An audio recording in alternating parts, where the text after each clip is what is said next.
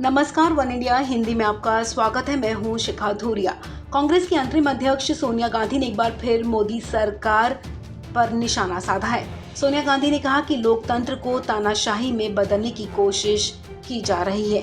स्वतंत्रता दिवस के 75वें वर्ष में प्रवेश करने वाले भारत के सामने चुनौतियों की तरफ इशारा करते हुए सोनिया गांधी ने कहा कि हाल ही के सालों में कई मोर्चों पर हमारे देश की प्रगति उल्टे रास्ते पर चली गई है। सोनिया गांधी ने कहा कि इस साल का स्वतंत्रता दिवस एक आज़ाद देश के रूप में भारत के 75वें साल की शुरुआत का प्रतीक है। ये गौरवपूर्ण उत्सव गहन चिंतन और नए सिरे से प्रतिबद्धताओं का अवसर है।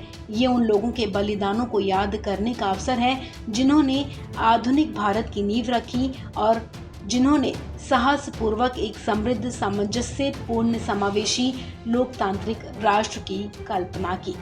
सोनिया गांधी ने मॉनसून सत्र के दौरान संसद में हुए हंगामे पर भी अपनी बात रखी। उन्होंने कहा कि हाल ही में संपन्न हुए संसद के मॉनसून सत्र ने संसदीय प्रक्रियाओं और आम सहमति बनाने की प्रति वर्तमान सरकार के तिरस्कार को प्रदर्शित किया। सोनिया गांधी ने कहा कि विपक्ष को बार बार राष्ट्रीय महत्व के मुद्दों को उठाने के अवसर से वंचित किया गया। विनाशकारी कृषि कानून, संवैधानिक आंकड़े, राजनीतिक विरोधियों, पत्रकारों और कार्यकर्ताओं से जुड़े डिवाइस को हैक करने के लिए सैन्य ग्रेड सॉफ्टवेयर का इस्तेमाल और बेरोजगारी।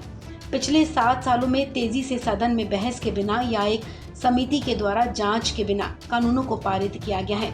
सोनिया गांधी ने कहा कि जनता के जनादेश का अनादर करते हुए लोकतांत्रिक रूप से चुनी गई राज्य सरकारों को गिरा दिया गया।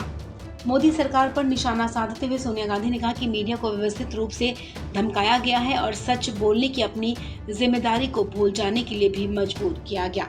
सोनिया गांधी ने कोरोना मिसमैनेजमेंट पर भी अपनी बात रखी। उन्होंने कहा कि कोरोना महामारी के मिसमैनेजमेंट से हेल्थ केयर क्षेत्र में सुधार के दशकों की प्रगति उलट गई है। अहंकार और खराब योजना के परिणाम स्वरूप जीवन और आजीविका तबाह हो गई है। सोनिया गांधी ने कहा कि हम वैक्सीन को लेकर दुनिया के सबसे बड़े उत्पादक होने पर गर्व करते हैं, लेकिन फिर भी आबादी के हिसाब से बहुत कम लोगों को ही वैक्सीन लगी है। इस खबर में फिलहाल इतना ही। तमाम अपडेट्स के लिए आप बने रहिए वन इंडिया हिंदी के साथ।